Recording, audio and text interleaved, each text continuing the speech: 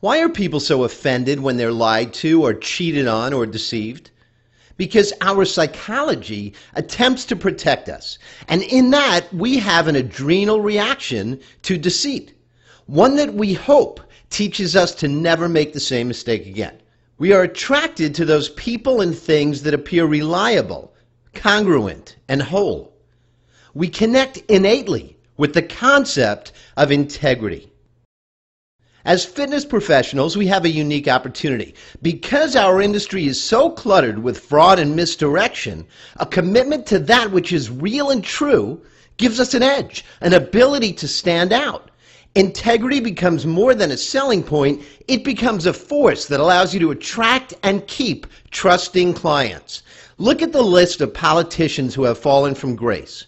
And we have to recognize that it's the contradiction between what we expect and what we witness that leads us to collectively turn on someone who might have once been trusted. Brett Favre is an athlete.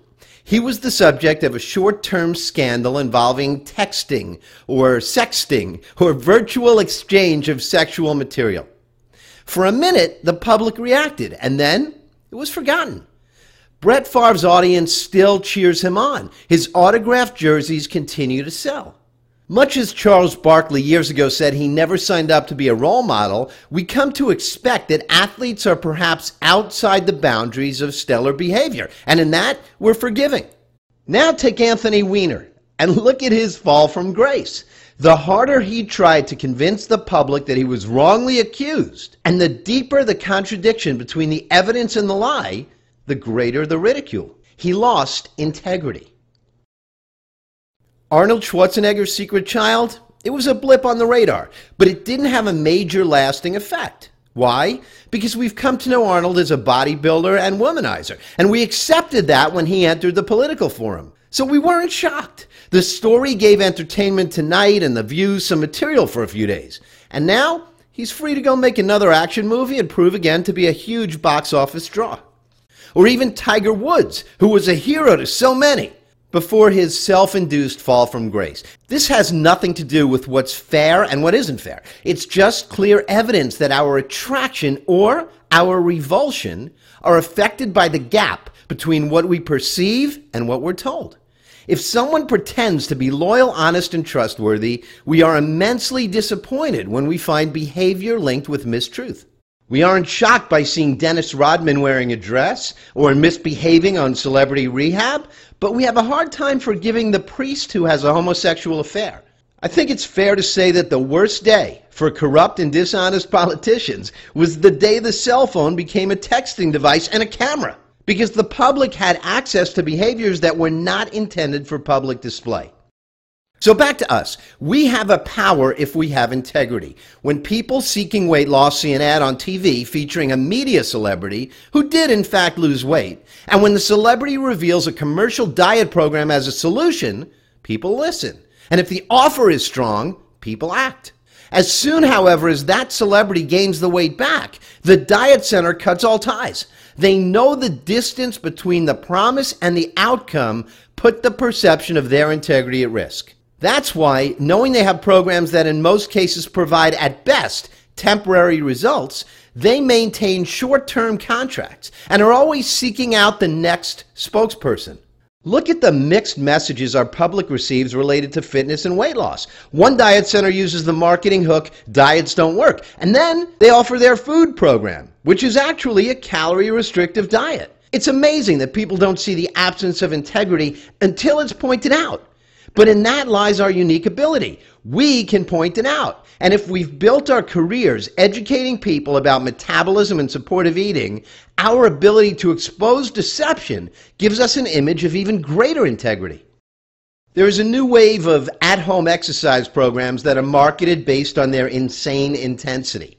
And then there are the proponents of fitness who insist if you can't carry on a conversation during your exercise, you're working too hard. So that leaves people confused.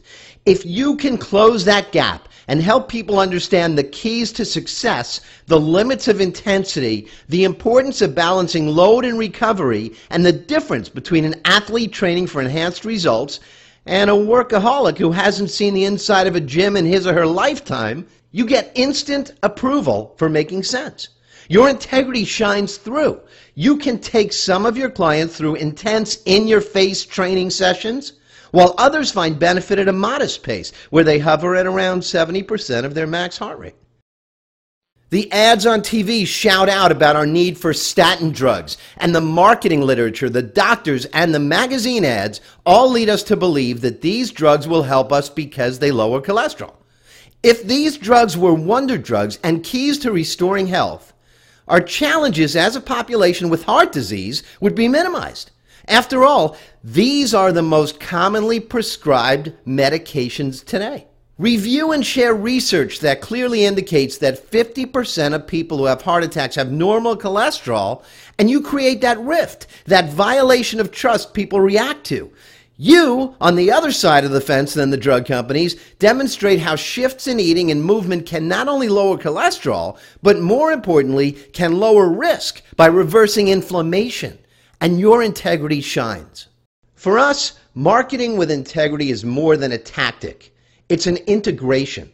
Rather than attaching ourselves to some one-size-fits-all drug or supplement or diet, we realize our clients' challenges are multifactorial. And in that, we have to take a multi-pronged approach. The personal training hero who lives with integrity will learn to integrate elements of psychology, assessment, exercise prescription, evaluation of outcome, recharting and redirecting, lifestyle guidance, stress management, and coaching. Does it sound like a lot? It is. But I can teach you to get there. All of these modalities linked by a common thread of congruence, delivered with a consistent message, serve to enhance your power to attract and thrill those who will find benefit in working with you. The bottom line is simple. If you have competence and a divided passion connecting your might or power with your capacity for empathy, you have to walk the talk. That doesn't mean live a life that represents perfection. It simply means do what you ask your clients to do, and realize you're always being watched. If you tell your clients it's okay to have a beer on Sundays while you watch football, nobody reacts when they see you in the sports bar. If, on the other hand, you insist fitness requires an avoidance of alcohol, you put yourself in a position where you have to be guarded. Don't be guarded. Be genuine. Be real.